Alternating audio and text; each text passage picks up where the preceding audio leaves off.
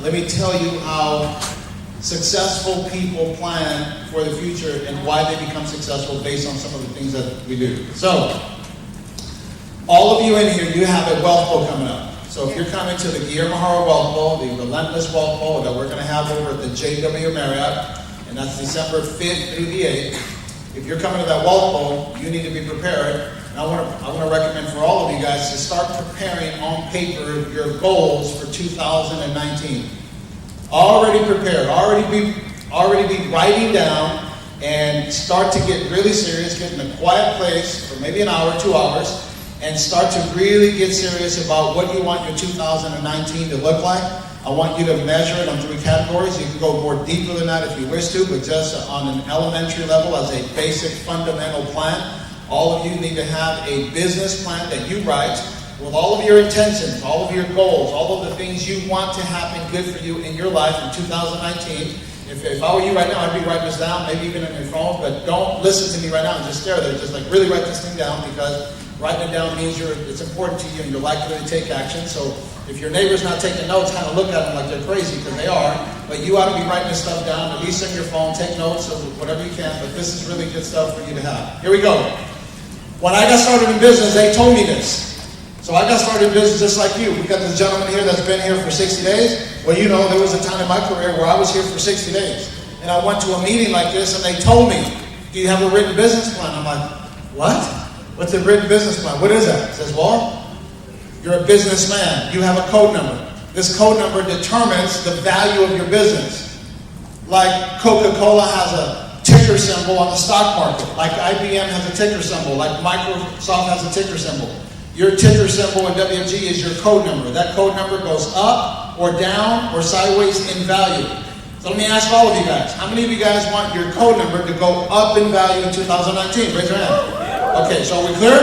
Yeah. All right, so since we want that code number to go up in value, what do we mean up in value? More money, more recruits, a bigger team, more prosperity, more savings, a better understanding of life, business, parenting, investing, leadership. You want to get better overall as a human being in 2019, don't you?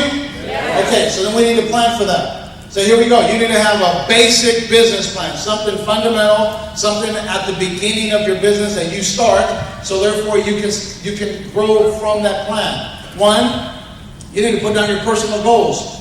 What are some things personally in 2019 you want to improve? Let me talk to you about some references with regards to personal goals. How about weight loss? Yep. How about eliminating habits? If you smoke, how about you dipping that? If you smoke, like some of you guys are blowing money on smoke.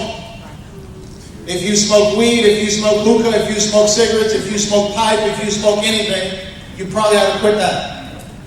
True? You probably ought to quit all your smoking freaking habits. 1, it's offensive, stains your teeth, gets you throat cancer, mouth cancer, you stink. The truth. Okay, it is what it is. And by the way, typically people who smoke don't really have big teams. If you look at everyone has a big team that don't smoke. You ever how smoke? The competition. But not cigarettes, not pipe, not hookah, not weed, not any of that. Anything that blows smoke, I don't do. And by the way, we just had all these fires, and the air is already polluted, and then like you need more smoke. Really freaking smart, dumbass.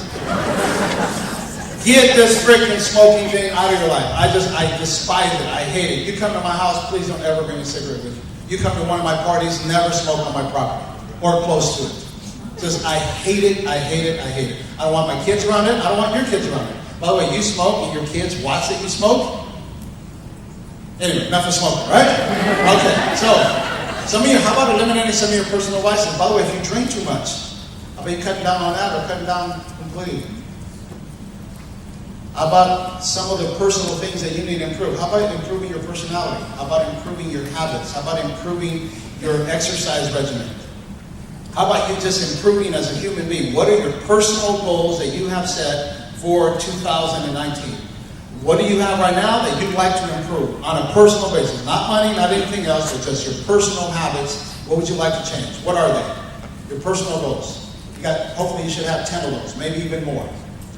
Really look in the mirror. Look at yourself. By the way, ask feedback. Go to your upline and says, hey man, be honest with me. What do you see that I need to improve on from a personal standpoint? That's a hell of a conversation. Go with me? Okay, second one. Let's talk about your finances. Can we all use an improvement in our finances in 2019? Okay, so how much money do you want to make? How much money do you want to save? What about that debt? What about accumulating some wealth? What about investing in some areas that really put you and your family in a better financial position? So let's talk about your money, all of your finances. Are you going to buy a home? Are you going to buy a car? Are you going to save more money? Are you going to invest in some of the WFG products that we're constantly recommending you have? So your personal finances ought to take a major boost in 2019. By the way, ignore all of the media and ignore all of the politics and all of the crap out there that says that you can and it's stupid to save money. There's no one who saved money who says, I'm so stupid, I save too much money.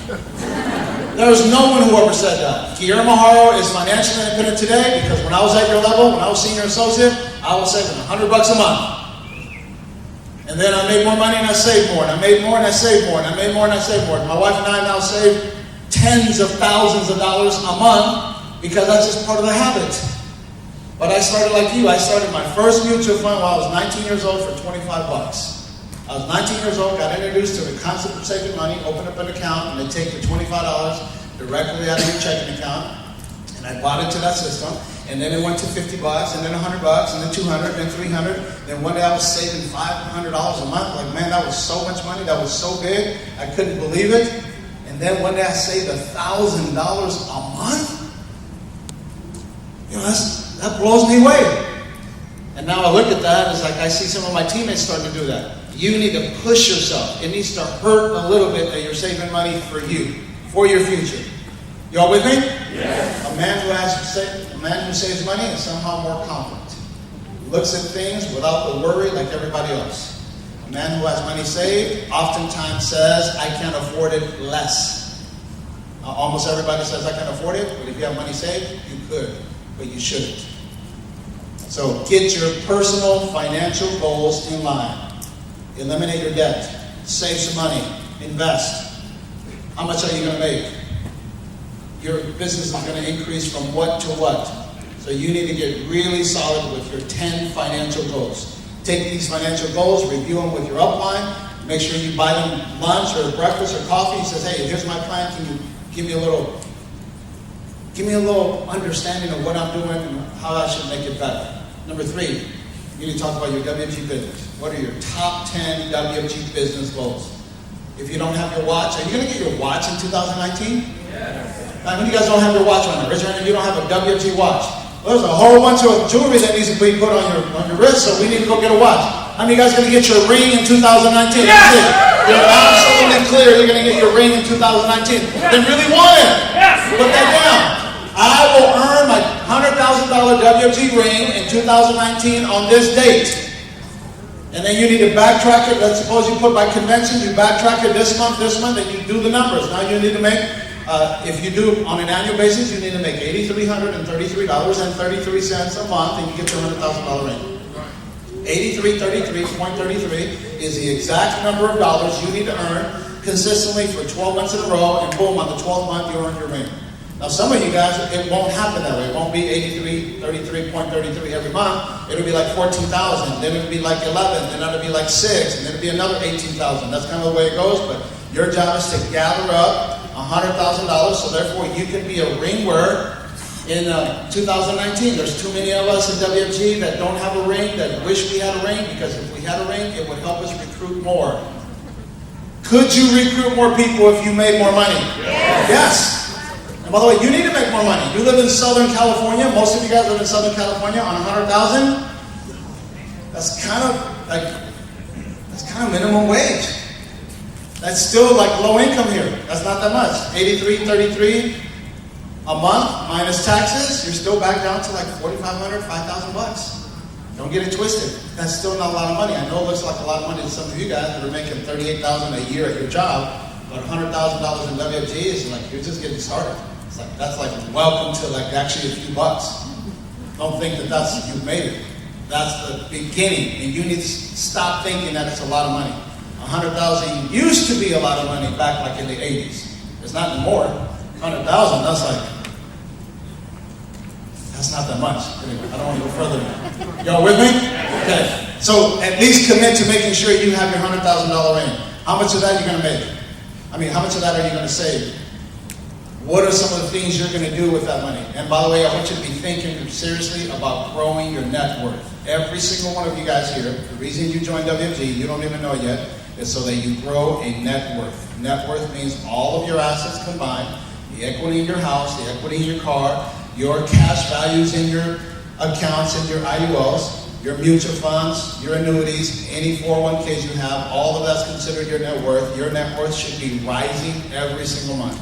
My wife and I, every single month we sit down for about an hour or two and we go over every single one of our accounts, go over all of our money, how much money we have today, how much we had last month, the difference, are we up or down on these different accounts? Rich people study their money. That's why they're rich. Poor people avoid it, ignore it. No wonder they don't have any. See, money needs attention. Are you giving your money any attention? Do you focus on it? Are you looking at strategizing? Are you picking up financial insights in terms of how to grow your wealth? You are supposed to be, it is your obligation to be wealthy. You're supposed to be wealthy. And this is the business that can make you wealthy. Your job has got you fooled. Your job supposedly gives you security, which is false, but this one gives you opportunity. This one gives you a chance at making it big. And you're supposed to do that. So for 2019, from here on out, for the rest of your life, your goal is to prepare a business plan. This business plan that includes the three most important areas. Your personal, which includes your personal habits, your faith, your financial, and your business.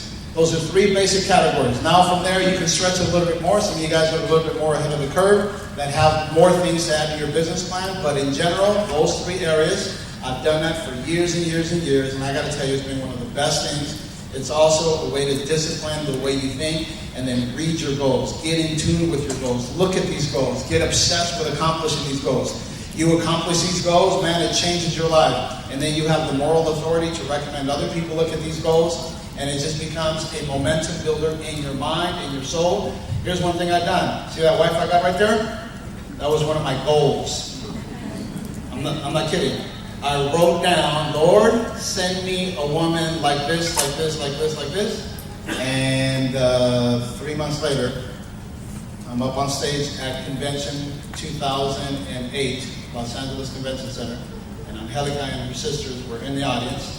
And then the fundraiser came where they brought up donations up to the wheelbarrow.